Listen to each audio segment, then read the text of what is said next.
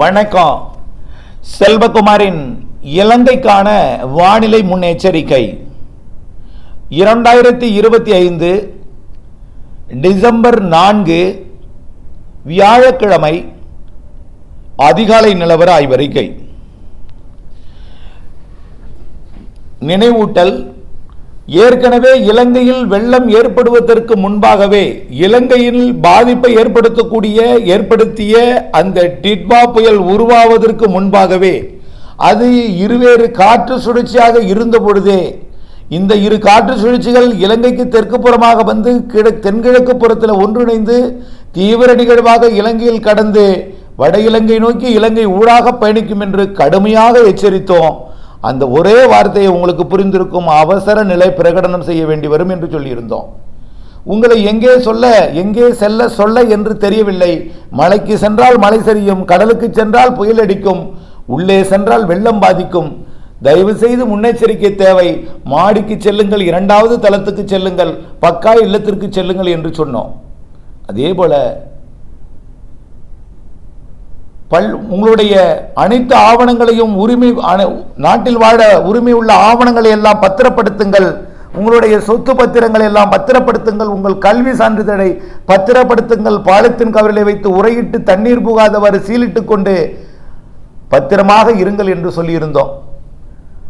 இதையெல்லாம் நினைவுபடுத்தி மீண்டும் இன்றைய வானிலை அறிக்கையை சமர்ப்பிக்கிறேன். அதாவது ஏற்கனவே வெள்ளம் பாதித்திருக்கக்கூடிய, வெள்ளம் என்று சொல்வதை விட பேரிடரை சந்தித்திருக்கக்கூடிய, இருந்தாலும் நாட்டில் இருக்கக்கூடிய அனைத்து அரசியல் கட்சிகளும் ஆளுங்கட்சியும் எதிர்கட்சியும் எல்லாம் ஒன்றிணைந்து, உலக நாடுகள் ஒன்றிணைந்து, இந்தியா உள்ளிட்ட அண்டை நாடுகள் எல்லாம் உதவிக்கரங்களை நீட்ட தற்பொழுது மீட்பு நிவாரண பணிகள், மறு குடியமர்த்தும் பணிகள், சீர் செய்யும் பணிகள் நடந்து வருவதை அறிய முடிகிறது. அத்தனை பணிகளும் மகிழ்ச்சி அளிக்கிறது. இந்த வேளையில் இலங்கையில் தற்பொழுது மழையும் தொடங்கி இருக்கிறது. நேற்றைக்கே பல இடங்களிலே மழை அச்சுறுத்தல் கொடுத்திருக்கும்.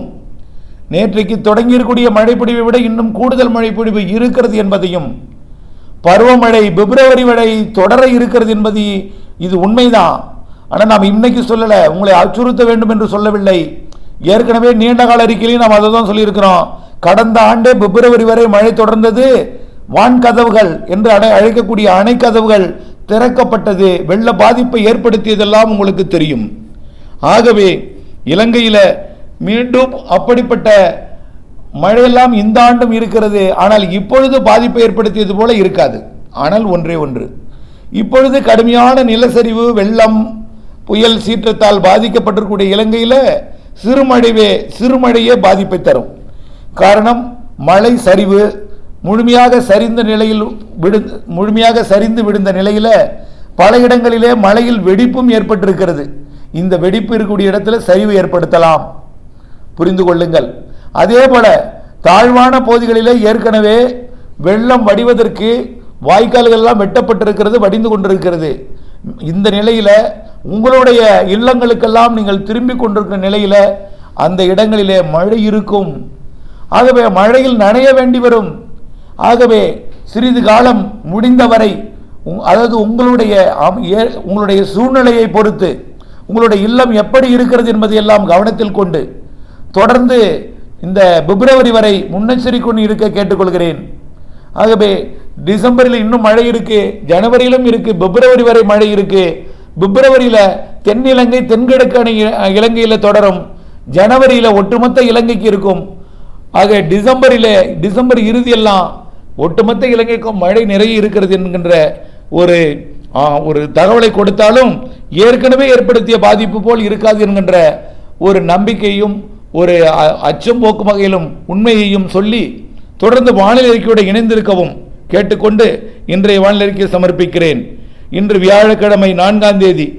இன்றைக்கு இந்த ஏற்கனவே இலங்கையை கடந்து தமிழ்நாடு கடந்து செயலிழந்து தற்பொழுது அரபிக்கடலிலே கேரள கடலோரம் நீடித்துக் கொண்டிருக்கக்கூடிய அந்த டிட்வா புயலின் செயலிழந்த பகுதி லட்சத்தீவு பகுதியை நோக்கி நகர்ந்து கொண்டிருக்கு. அதோடு இணைந்த காற்று சுழற்சி கர்நாடகா மற்றும் ஆந்திர பிரதேச நிலப்பகுதியில் நீடித்துக் கொண்டிருக்கிறது. இதன் காரணமாகத்தான் தமிழ்நாட்டிலே சென்னையில், திருவள்ளூரிலே, ஆந்திர பிரதேசத்தோட திருப்பதி, நெல்லூர் உள்ளிட்ட பகுதிகளிலே தமிழ்நாடு எல்லையோர ஆந்திர பிரதேசத்தில் நிறைய மழைப்பொழிவை கொடுக்கும் என்றோம். அதை தான் கொடுத்து கொண்டிருக்கிறது. ஆகவே இந்த மழைப்பொழிவு தமிழ்நாட்டில் இன்னும் விடுவதற்கு இந்த மழைப்பொழிவு விடுவதற்கு இன்னும் சில நாட்கள் பிடிக்கும். ஆனால் இலங்கையை பொறுத்த வரைக்கும் தற்பொழுது பெய்து கொண்டிருக்கக்கூடிய மழைப்பொழிவு ஆங்காங்கே அச்சுறுத்தலை கொடுத்து கொண்டிருக்கிறது. இந்த நிலையில் இன்றைக்கு டிசம்பர் 4ஆம் தேதி ஒட்டுமொத்த இலங்கைக்கும் ஒரு சாரல் மழை முதல், குறைந்தபட்சம் ஒரு சாரல் மழை முதல் மிதமான மழை சற்று பரவலாக பெய்வதற்கு வாய்ப்பு இருக்கிறது. காரணம், அரபிக்கடலுக்கு சென்றிருக்கக்கூடிய, உங்களை தாக்கி அரபிக்கடல், தமிழ்நாடு கடந்து அரபிக்கடல் சென்றிருக்கக்கூடிய நிகழ்வு கிழக்கு காற்றை ஈர்ப்பதன் காரணமாக. அது மட்டுமல்லாமல் புதிதாக ஒரு நிகழ்வு உங்களுக்கு கிழக்கே, இலங்கையின் தென்கிழக்கே ஒரு காற்றழுத்த தாழ்வு நிலையாக கடலோடு இணைந்த சுழற்சியாக உங்களை நெருங்கி கொண்டிருக்கிறது. அச்சப்பட வேண்டாம். ஏற்கனவே பாதிப்பு இருக்காது. இருந்த போதிலும் அந்த பாதிப்பில் நீங்கள் இருக்கக்கூடிய நிலையிலே சிறுமழையும் உங்களை அச்சத்தை ஏற்படுத்தும். ஆகவே எப்படிப்பட்ட நிகழ்வு என்பதை தெரியப்படுத்தவே இந்த அறிக்கை என்பதையும் தெரியப்படுத்த விரும்புகிறேன். இன்றைக்கு இந்த நிகழ்வு மழைப்பொழிவை கொடுக்க தொடங்கி, அதாவது கிழக்கு காற்றை ஈர்ப்பதன் காரணமாக மழைப்பொழிவை கொடுக்கும் பொழுது இலங்கையோட மேற்கு மற்றும் தென்மேற்கு பகுதியில் கனமழை வாய்ப்பு இருக்கிறது. ஹம்பந்தோட்டா மற்றும் கோட்டை, காலி மற்றும் கொழும்பு இடைப்பட்ட பகுதியில் கனமழை இருக்கும். வடக்கு கிழக்கு மாகாணங்களுக்கும் மழை இருக்கும். அனுராதாபுரம் உள்ளிட்ட மத்திய பகுதிகளுக்கும் நல்ல மழைப்பொழிவை கொடுக்கும். பிறகு இரவு வந்தால் மழை ஓய்ந்துவிடும். இரவு மழை இருக்காது. மீண்டும் வெயில் வந்ததும் வெளிச்சம் வந்ததும் காலையிலிருந்து மீண்டும் மழைப்பொழிவை தொடக்கும். காலையில் பெரும்பாலும் இருக்காது, கடலோரம் மட்டும் இருக்கும். மதியம் வந்தால் கனமழை பொழிவை மீண்டும் நாளை தொடக்கும். நாளை மீண்டும் தொடக்கக்கூடிய மழை இதே இடத்தில் தான் கனமழை பொழிவை கொடுக்கும்.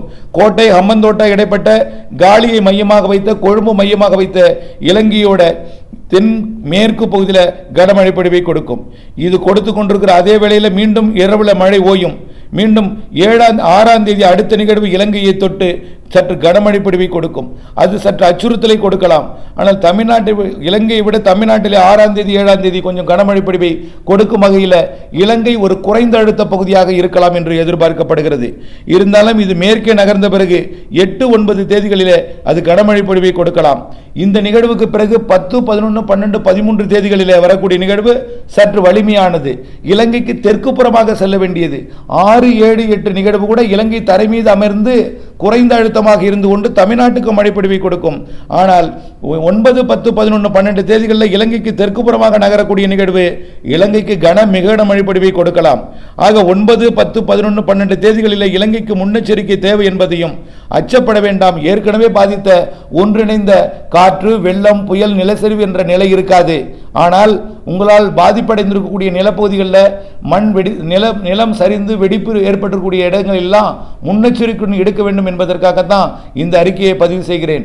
தாழ்வான பகுதிகளில் ஏற்கனவே வெள்ளம் வடிந்து கொண்டிருக்கிற நிலையில் மேலும் இது அச்சுறுத்தலை கொடுக்கலாம். அச்சப்பட வேண்டாம். தொடர்ந்து முன்னெச்சரிக்கை வேண்டும் என்கின்ற தகவலை தெரியப்படுத்த விரும்புகிறேன். இந்த மழை இத்துடன் நிறைவடையாது. இந்த மாத கிறிஸ்துமஸுக்கு முன்பு ஒரு நிகழ்வு, வலுவான நிகழ்வு இருக்கு. இலங்கைக்கு மிக கனமழை பொழிவெல்லாம் இருக்கிறது. பிறகு டிசம்பர் இறுதியில் கிறிஸ்துமஸுக்கு பிறகு அதைவிட கூடுதல் மழை இருக்கிறது. ஜனவரியிலும் வலுவான நிகழ்வு இருக்கிறது. பெரும்பாலும் டிசம்பர், ஜனவரியில் தான் இலங்கைக்கு நிறைய மழைப்பொழிவை கொடுக்கும். இது முன்கூட்டியே ஒரு நிகழ்வு வந்து உங்களை ஒரு பெரும் கஷ்டத்தில் ஏற்படுத்திவிட்டு விலகி சென்றிருக்கிறது. இருந்தாலும் மழை விலகவில்லை. ஜனவரி மாதமும் டிசம்பர் மாத இறுதியிலும் வலுவான மழை இருக்கிறது. பிப்ரவரி மாதம் முதல் 15 தேதியில் தென்னிலங்கை, தென்கிழக்கு இலங்கையிலும் மழை இருக்கிறது. தொடர்ந்து முன்னெச்சரிக்கை இருக்கட்டும். வெளியில் சென்றிருந்தால் மீண்டும் பாதுகாப்பான இடங்களிலேயே நீங்கள் இருக்க வேண்டுமே தவிர ஜனவரி, டிசம்பர் இறுதி நிகழ்வெல்லாம் வலிமையானது என்பதை உணர்ந்து தொடர்ந்து முன்னெச்சரிக்கையுடன் அதை நினைவில் வைத்துக் கொண்டு இருக்குமாறும், அச்சமோ பீதியோ ஏற்படுத்திக் கொள்ளாதவாறு தங்கள் முன்னெச்சரிக்கையாக இந்த தகவல் என்பதை எடுத்துக்கொண்டு இணைந்தே இருக்க அப்டேட்ஸுடன் கேட்டுக்கொள்கிறேன். நன்றி.